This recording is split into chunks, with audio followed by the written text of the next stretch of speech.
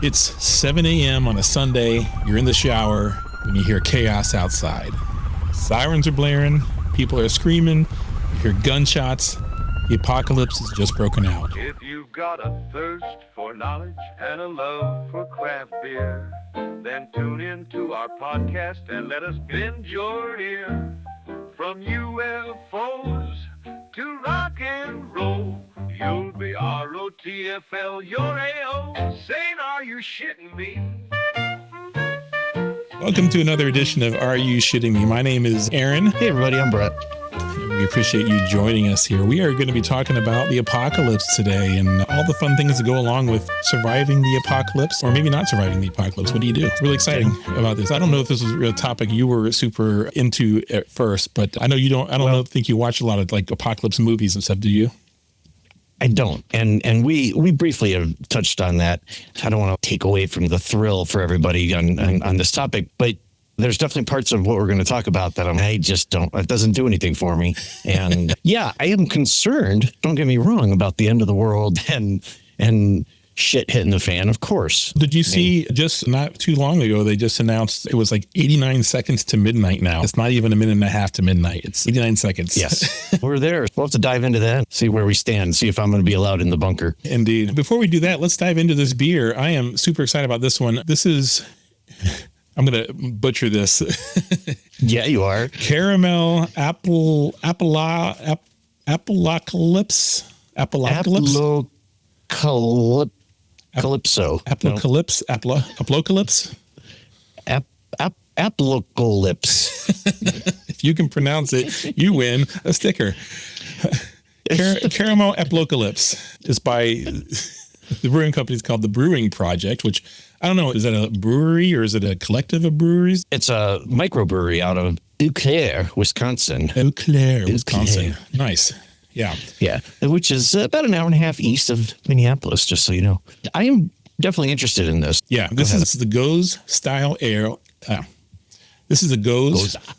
This is a gose. What? Gose. Dude. Isn't it gose? It's gose. I think it's gose.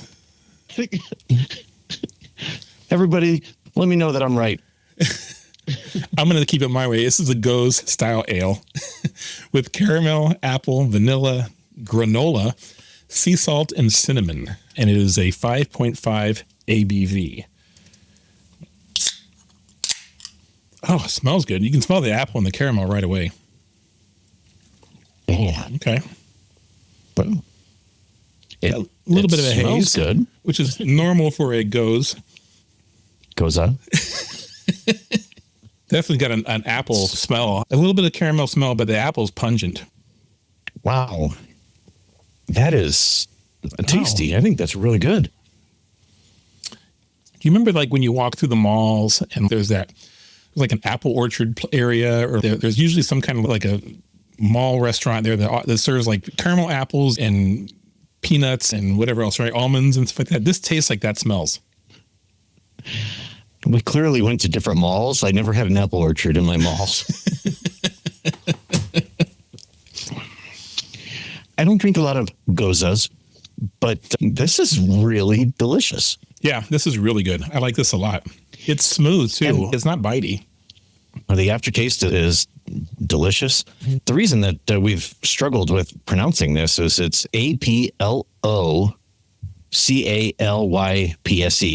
like apple and apocalypse together, which is how it ties into episode today. But man, it doesn't say apple and it doesn't say apocalypse. Applocalypse. Applocalypse.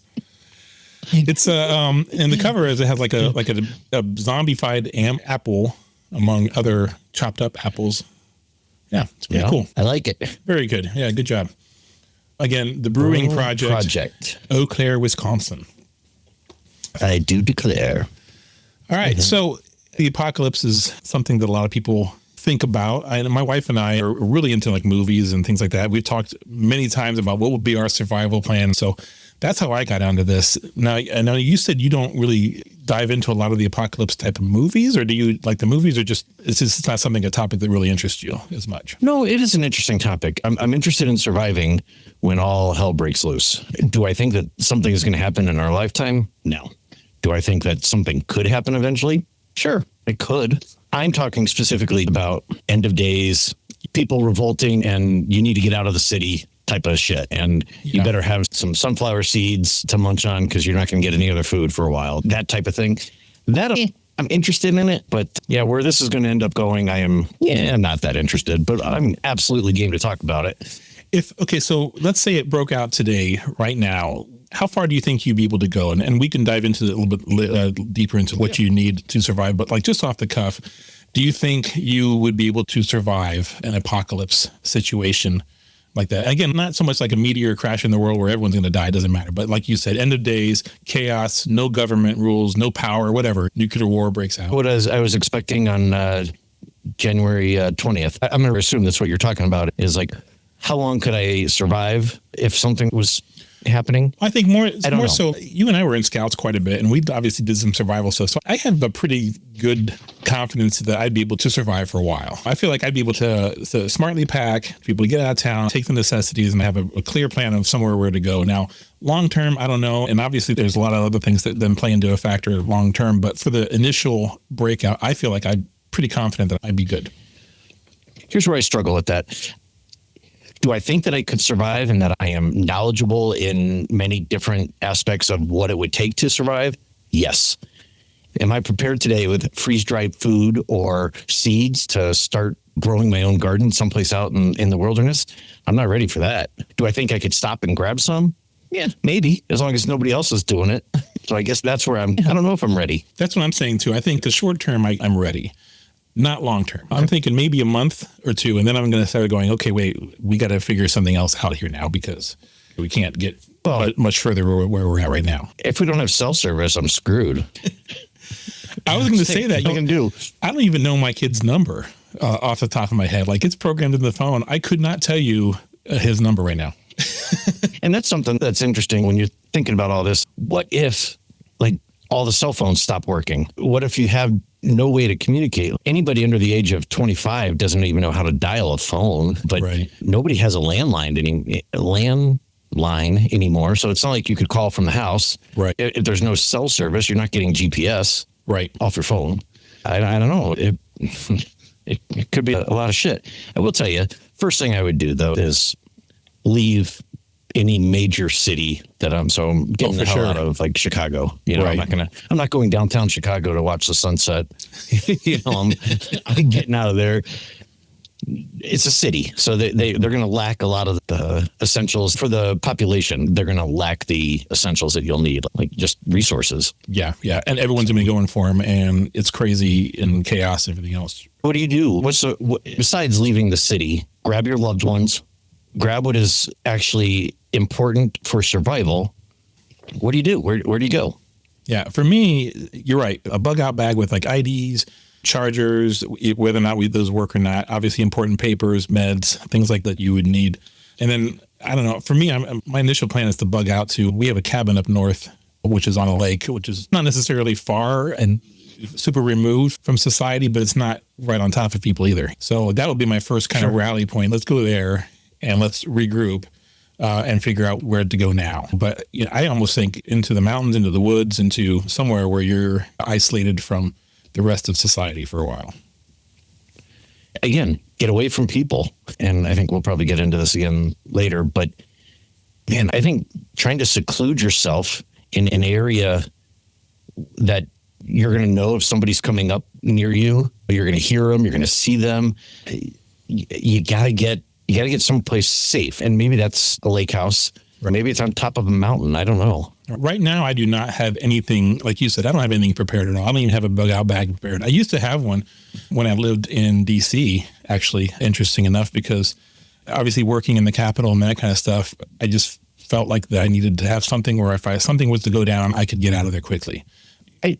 I do think there are some jobs and some locations in the country that probably should be prepared, at least in your head, have some idea of what you're going to do. Yeah. DC is probably a good city as an example. Right. I would imagine that's target number one in anything. Overseas, though, we had to have a bag like that, too, when we lived over in the Philippines. We had to have a bag packed with clothes and whatever else so we can just take off anytime we needed to at a moment's notice. So we had all of our passports and extra whatever else is in there so that we just had to grab a few things and go. That's interesting because being an Army brat, I don't remember that ever being a situation. I know that when I lived in Germany, I can remember my dad and things being on high alert or whatever the term was. But yeah, I don't remember having a suitcase packed or anything. Yeah, although maybe it's because of where I was. Like in the Philippines, there was a lot of chaos and it was growing more and more terrorism in the southern islands moving up when I was there. And towards the end there, we didn't even go off base anymore. Like there was snipers always set outside. Oh, shit. Yeah, people who would come and clean our house and do that kind of stuff. You had snipers clean your house? No, but they would say, hey, don't go outside. Trouble out there. They're looking for Americans. No I think shit. maybe that was part of it. There was also like 3 coup attempts when I lived there too. So there was a lot of turmoil going on in that country, which probably was why I had to have it more so than really just being overseas. So gear, what are you taking? What's essential or important for you? So now it would be obviously papers, IDs, passports, licenses, titles, all that stuff. I actually have that in a nice carry-around suit safe. I can just grab that and go if I need to. So that one is prepared, but everything else, jewelry, change of clothes, and then weapons. I have a good knife collection. I have guns, ammo, things like that. So that's what I would be focusing on. Maybe a guitar. Yeah, you're going to scare people away by playing the bass. That's right. Got it. Nothing scatters a crowd than the guy with an acoustic guitar at a party. It's proven. Hey, everybody, I have a guitar. Oh, you guys want to listen to me play?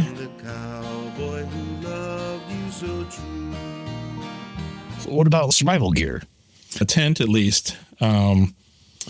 I have a good bunch of camping gear, like outdoor stoves and stuff like that. And I have a Jeep Rubicon, so that will go over land and whatever else. Over people if needed, right? Exactly. Just maybe. Just saying. So, yeah, that's probably where I'd be at. Yeah.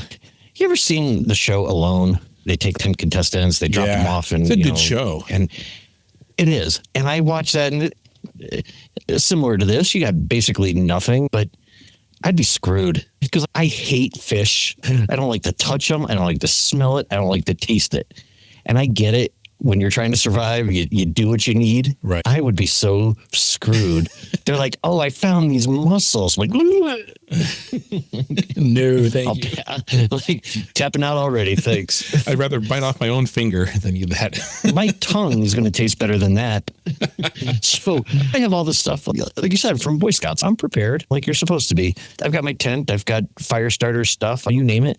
Yeah. If you threw me outside, I could probably survive for a while. Yeah. I think the goal would be to start living on your own, like producing food, getting that stuff. Self-sustainable. Yeah. Like I said, seeds. You're going to grow some food that grows quickly and abundantly. When you're big into gardening too, so that might be right up your alley there too. Yeah, but then that's assuming that people aren't coming and raiding your plants. So, yeah. Anyway. Yeah, my advice for some other people would be learn some survival skills. If you don't have some of the basics of camping skills, you need to learn some skills. I think that's probably where the Boy Scouts comes into play for us more than anything else. We know how to use a compass. I can look at a map and orient myself with a couple of different sightline points. I know how to read a topographic map with that. I have some basic first aid skills, and I know how to start a fire and to fish and to make things with wood and rope. I was just going to say that. Like, I know how to make a fish hook out of pieces of wood. I can do that. Again, I just hate fish, so they're pretty, don't get me wrong. I do think, though, one of the important things is figuring out a shelter.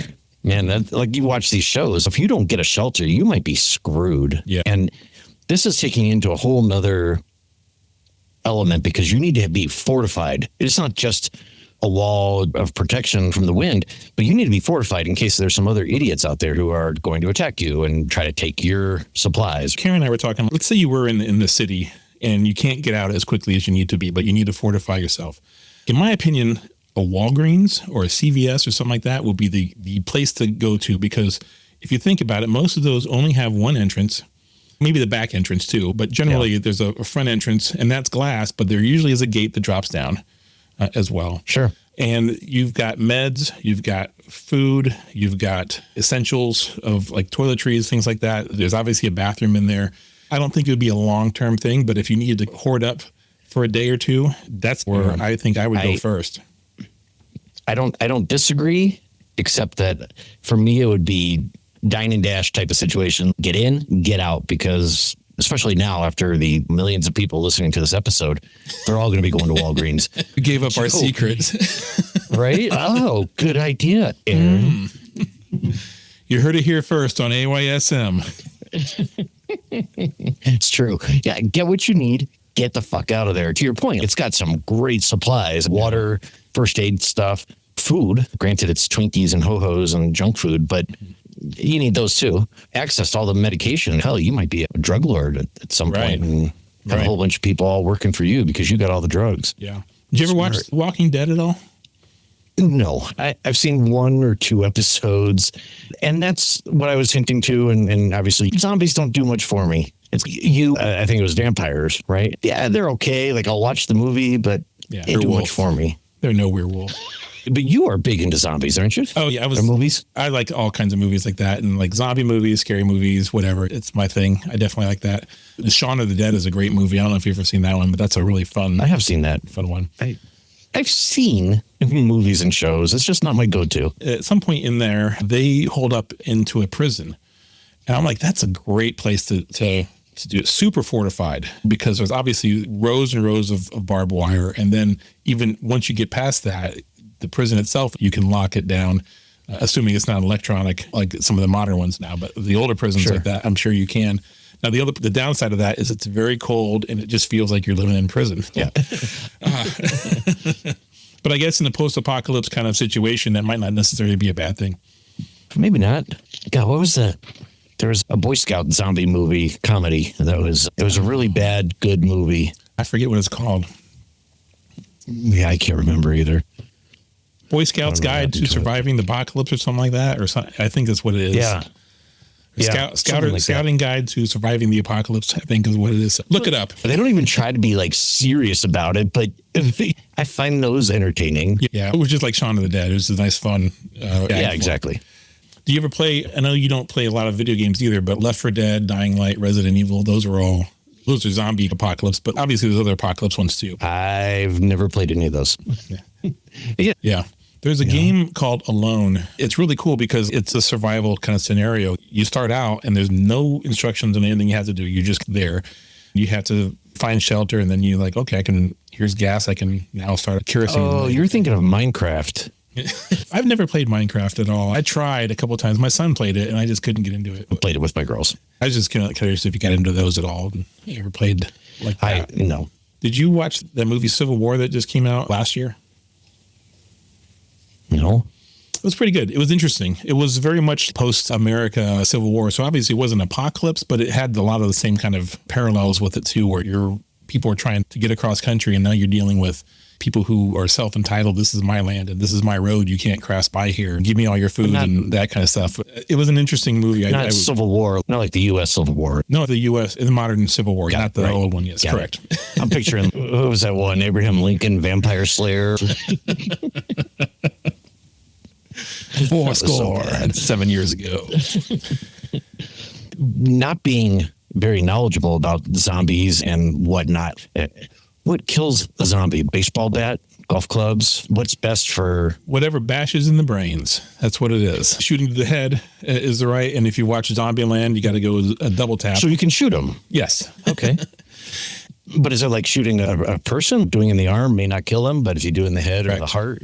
Yeah, not the heart, because they're already dead. This is zombie rules here. I'm not hip on all the zombie... People still say hip, right? Sure. I'm not hip on zombie rules and how to get rid of them. Hey, isn't it? You sprinkle salt around the house, and it keeps them away. Oh, that's slugs. I think honestly, in a real life apocalypse situation, the real danger is dealing with other people. You're going to get people who are desperate, trying to obviously survive, and get their family out. You see this every Black Friday when they have these great toys available for 500 people. They riot for that. What are they going to do when it's the apocalypse and there really isn't any kind of food and there's only a boat that can take 100 people out off the pier? Real quick, man, this caramel Applocalypse, this is so good. Man, I don't always drink all the beer that we do. I'll taste some of it and I'll drink by half of it. Usually I've poured this entire thing into my glass and it's about halfway done already. So yeah, I've got a little taster glass is all I'm using. I've refilled it like 6 times now. It's tasty. So 2011, the CDC was having a little fun and they actually released a tweet with a apocalypse survival plan and posted it on their webpage as like a blog of here's things to survive the apocalypse. It got a huge response, and it was a big thing for them, and it actually was really fun. I feel like it was probably one of their better marketing things they've ever done. And then they later followed up and released a comic book on surviving the apocalypse, which is great too. So I highly recommend it. Go to the CDC page. You can find it just go Google CDC Apocalypse Survival Guide, and you can find it. They have a list on the back of this survival guide of essentials that you would need to survive that you should think about. And so I'm just going to read those off real quick here for us. Obviously, we talked about water, food. We didn't mention a flashlight, but a flashlight would be very important. And obviously, I think that would be in our kits, our camping stuff. Batteries, extra batteries, a radio, preferably a hand crank one that powers by itself. But even if you have a little transistor radio, that's how you can get the news if the powered and the cell services and everything else are out. For everyone at home or driving right now, Aaron went through the motion of hand cranking. He was spinning. Yes, I did. I didn't understand what he meant by hand crank. Oh, with your hand. Like a cranking motion. Got it. Is that what you're doing? What? Awesome. That's like a first aid kit with a whistle. I didn't think about it like a whistle. Antibiotic ointment, face masks, gloves, medications, multi-purpose supplies like wrench, pliers, plastic sheet, duct tape in case you need to cut someone up and bury them. Look, I'm going to need a U-Haul in order to get all this stuff. Sanitation. There's a few more things. Copies of documents, which you talked about, cell phone chargers, a family disaster plan, which let's come back to that in a second. Extra cash, emergency blankets and clothing, and a map of the area. Thinking of a family disaster plan, though, like that, it probably would be worthwhile coordinating with your family now, saying, hey, if there ever is an issue, this is where we're going to meet up. And this is what we do. I don't think I've had that conversation with Karen. I've had that conversation, but not with Elijah, not with my parents. Who do you want to save? And that sounds so mean, but who do you bring with you? Who are the people that are okay to bring? Because you got to have people that you trust, and your son, your wife, like those people, And how many people? How many's too many? Here's the other thing, too, an interesting one that I hadn't thought about, but Karen had mentioned it. What do we do with the animals? What do I bring Kitty Perry along? In my mind, I think she's probably better off surviving on her own than with me. At that point, she's much more of a survivor than I am. Bring her. First of all, she's a bitch, so she'll scare people away from that. Right? And if nothing else, she got food. That's true.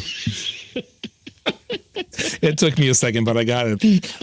Thank you. I had a chocolate lab a while back. He was a great dog. He was obedient. He was quiet. Loyal. Yeah, he was. And if I said to be quiet, he was quiet. Like he would definitely help and protect. But like my last dog, Marley, there's no way he would be a great dog to bring along. That's it. You need a pet that's not going to give away your location when it's vital. Like when I say be quiet, you need to be quiet. Cats will be like that for sure. Kitty would, I guess, but no bell on the collar. I imagine though she would get out and run pretty quickly and go do her own thing. Yeah, that was my old family cat, man. When he got out, he was not coming back. Like we had to go chase him for miles. And I see Kitty Perry being the same way. She's like, fuck you guys, I'm out of here. She's probably better off on her own in that situation. Yeah. I don't know. But okay. We talked about, obviously you're bringing some family and there's a couple choice friends. Where do you go? What part of the country are you going to? Oh, I feel like I have much more survival skills in a forest type of situation. So I would go for wooded areas or mountains, probably more to Pennsylvania area for me. The mountains. Okay. And I'm thinking I want to go to some very neutral climate, head south towards maybe the same kind of a thing like Tennessee, where maybe they have winter, but it's not awful. I don't know that I want to go to Texas I don't want to go to the desert because I'm not made for the desert. There's a forest in New Mexico. That might be the direction I'd like to go to. And the nice part about there is you also have desert. You have a lot of options there. So probably New Mexico is my go-to. And that's the thing too. Like you need a water source too. I can think of some places that have maybe fresh water, but they also have maybe islands. I'm thinking something that might be a little bit easier to defend if you're out in the water and you're going to see and hear people coming, that kind of a thing. Yeah.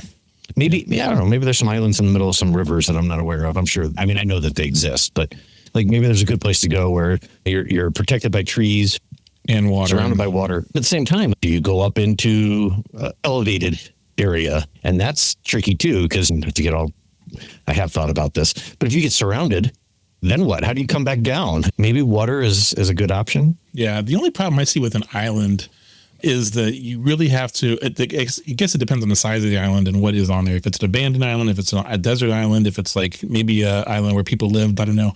But I feel like you're there and the resources are there. We're there. We're there. I don't feel like once you go there, I don't know that you would venture out. And I feel like there's another level of survival that you have to really make use of what is available to you. If you were surviving, let's say you were on a plane wreck and you land on a desert island and you only have coconuts and things like that, would you be able to do something like that? And I think that's a different level of survival that you have to be prepared for. Yeah, and I'm gonna take that a little bit. But what about a bunker? People have these underground bunker things. I don't know that I would want that. It sounds like a good idea. I don't know if it is. Have you seen some of these bunkers today, man? They're awesome. You look at, some of them they're building, they have like whole TVs and setups and a gym in there and like all these great things. You could live for months. If there's no tennis court, I'm out. No, but even that, like you got to have ventilation, right? And so the problem with ventilation is that it goes out somewhere. And depending on the climate, people might be able to see, for example, steam or whatever. And, oh, there they are. They're hiding here. And then they're blocking it. And then now all you have is carbon dioxide they block it and then you're fucked because you can't get fresh air. And then you got to get out. What do? You got to leave. So now if there's like a nuclear war or something, that sounds good because you're going to be protected, obviously, from warheads and whatnot. But I would think at some point people are going to be looking for that shit. And I'm going to do whatever I have to do to get you out. Yeah. Interesting. Especially if I need to eat brains. Which brains. I think some places that might be good, having never been through this before, but I would think maybe someplace like in the Rockies, like in that region would be a pretty good place to try to survive. I've heard that maybe some places in Australia, Outback, might be a good place. And if you haven't listened to our Australia episode, go back and listen to that. That was fun.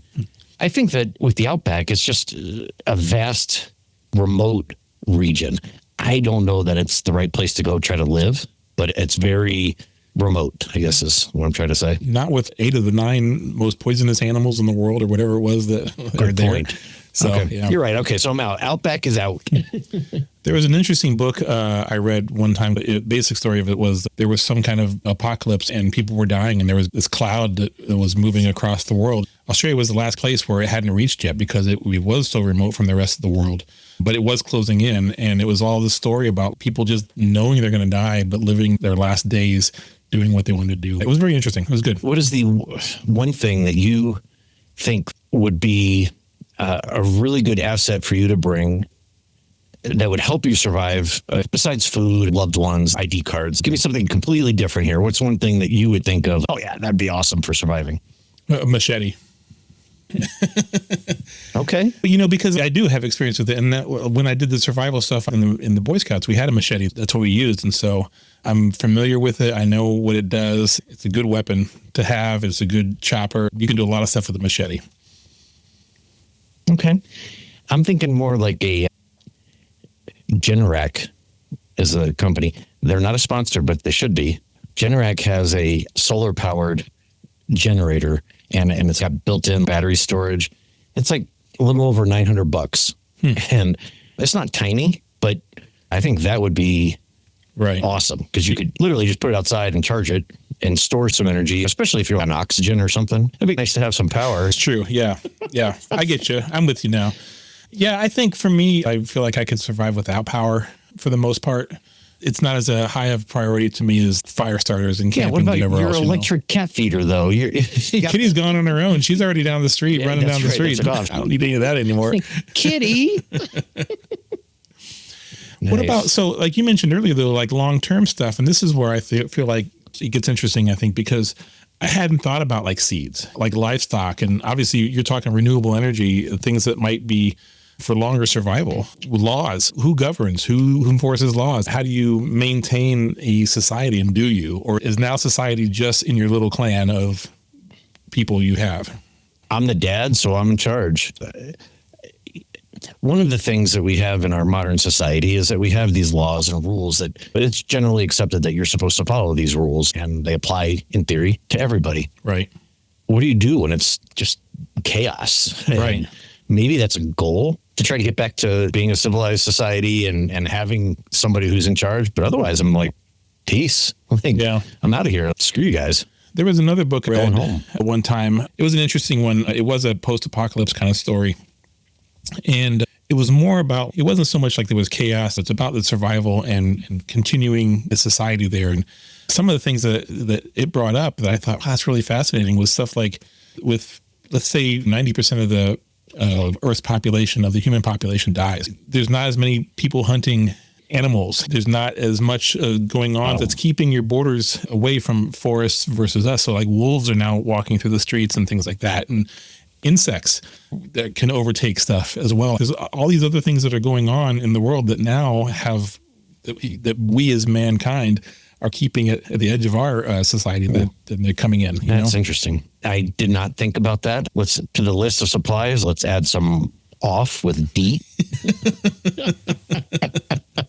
Right? But I get the point of that. It will change everything. So fires, like there's no one to fight fires anymore. There's no one to fight that kind of stuff. And so just fires just run rampant now. They happen a lot more, especially in California.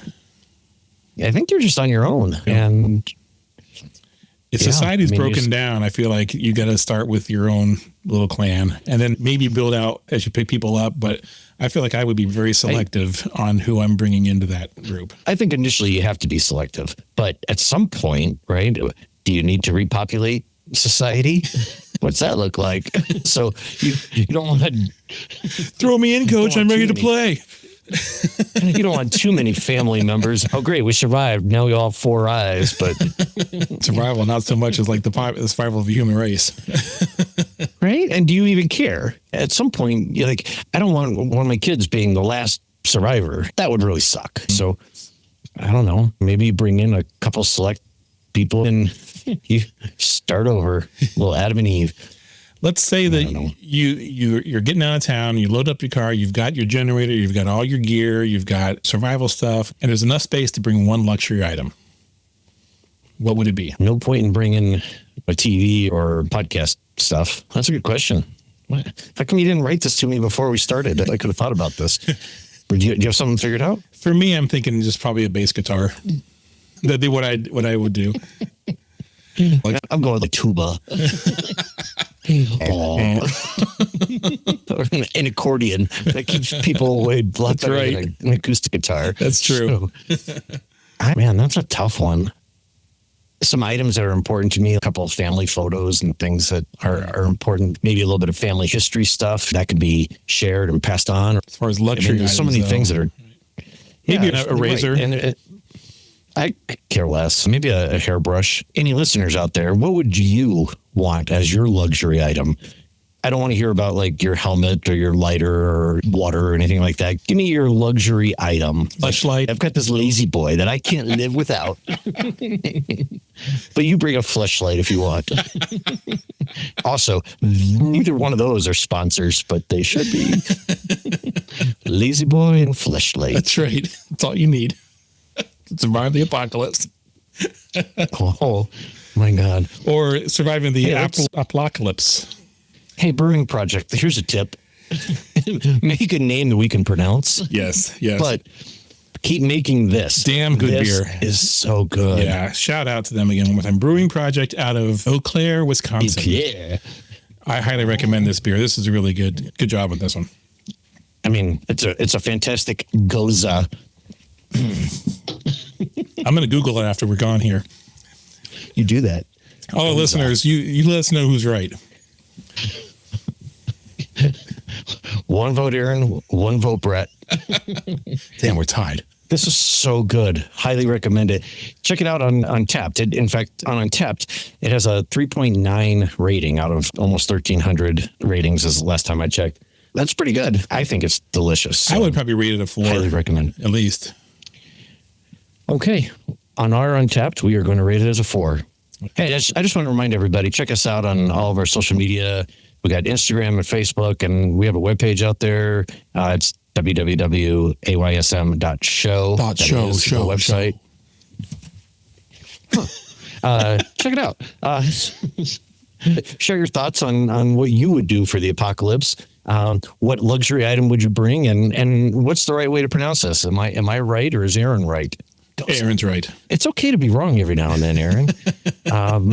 Anyway, interesting. I would just hightail it out of Dodge as my game plan for surviving the apocalypse. Yep. I think if I would try to say I'm going to be out of the house in half an hour, and this is what I got, and just grab it and go.